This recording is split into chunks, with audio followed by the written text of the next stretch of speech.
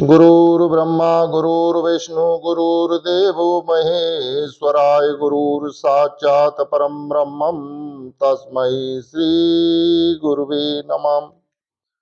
आज हम बताएंगे आत्मा क्या है और परमात्मा क्या है। आत्मा ही परमात्मा है, परमात्मा ही आत्मा है। हरि व्यापक सर्वत्र समाना, प्रेम से प्रकट हुए भगवाना। जैसे जैसे आपके भाव होंगे, जैसे जैसे आपकी सोच होगी, जैसी जैसी विचारधारा होगी, वैसे वैसे ही आप परमात्मा से कनेक्ट होते चले जाएंगे। और आज चिंतन करें, विचार करें कि यह सब व्यक्ति सोना चांदी हीरा मोती रुपया पैसा मकान दुकान इकट्ठा कर रहे हैं, जितने की आवश्यकता है उससे भी अधिक इकट्ठा कर रहे हैं और दूसरों से ठग करके लड़ करके झगड़ करके उसे प्राप्त करने की कोशिश कर रहे हैं। यह बिल्कुल व्यर्थ है। जैसे समझो समुद्र के किनारे पर एक बच्चा घर बना बना के खेल रहा हो और लहर आकर के उसे मिटा देती हो। क्योंकि विचार करें कि यह सब वस्तुएं, यहाँ आपका शरीर जब तक रहेगा, जब तक उसे भोग सकते हो, उसे यूज कर सकते हो, उसका आनंद ले सकते हो, और आनंद के भी लिए आपके पास समय नहीं है, उसे भोगने के लिए भी समय नहीं है। केवल पूरा जीवन जिंदगी आप इकट्ठा करने में उसे व्यतीत कर देते हैं, उसके पीछे भागम भाग में, टेंशन में, परेशानियों में व्यतीत कर देते हैं। उसका 5% भी आनंद नहीं ले पाते, क्योंकि ये जीवन आपको आनंद के लिए मिला है, न कि ईर्ष्या द्वेष भाव के लिए। तो आप सदा प्रसन्नता से परमात्मा के चिंतन के द्वारा जुड़े रहिए परमात्मा से। जब प्रेम करोगे उस परमपिता परमात्मा से, उसका चिंतन करोगे, भाव बनाओगे, आपका मन एकाग्र होगा, तो निश्चित ही आप परमात्मा से कनेक्ट हो जाएंगे।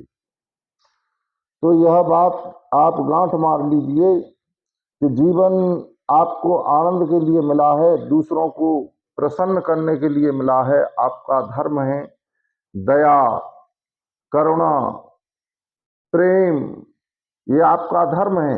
लेकिन आप क्या कर रहे हैं? नफरत, अहंकार, लोभ, क्रोध, ये सभी जीव जंतु प्राणी पेड़ पौधा हमारी आत्मशक्ति को, चेतना को ऊंचाई पर उठाने के लिए इनका सहयोग लेकर के आप अपनी चेतना को ऊंचाई पर उठा सकते हैं।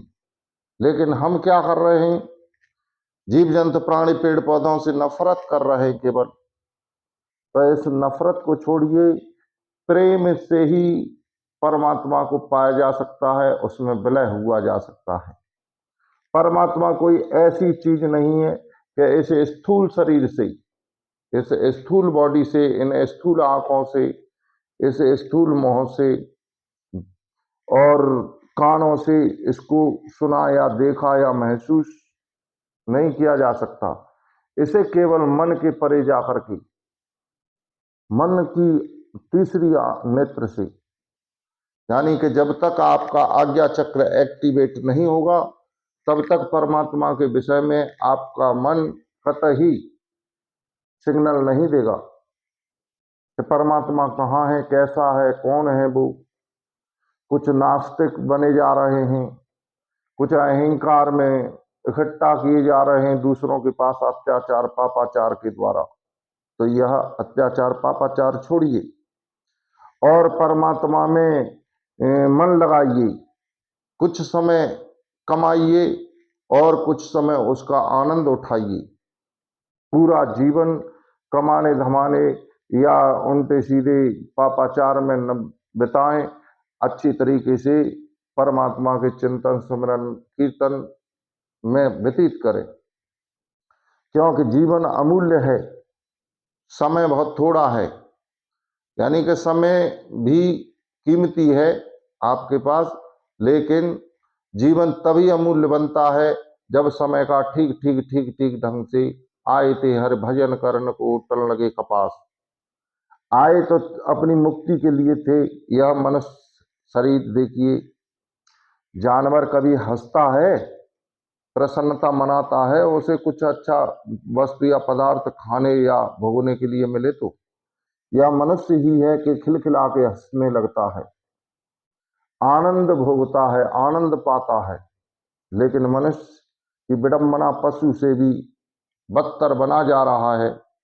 तो अपनी आदत बुरी सुधारिए, बस हो गया भजन। हमारा यहाँ तक यही गंतव्य है कि बुरी आदतों को छोड़िए और अच्छी आदतें अपने धर्म के विषय में विचार करिए। धर्म आपका वो नहीं है, जैसे सूरज का धर्म है अग्नि देना और चंद्रमा का धर्म है शीतलता देना और अग्नि का धर्म है जलाना।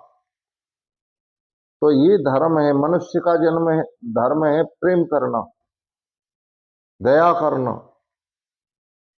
करुणा होनी चाहिए इस हृदय में प्रभु को पुकारने के लिए, मीरा की तरह। तो इससे आप समझ गए होंगे। इसी के साथ मैं अपनी वाणी को विराम देता हूं। आत्मा परमात्मा की यात्रा आपकी मंगलमय हो। जय श्री कृष्णा। राधे राधे।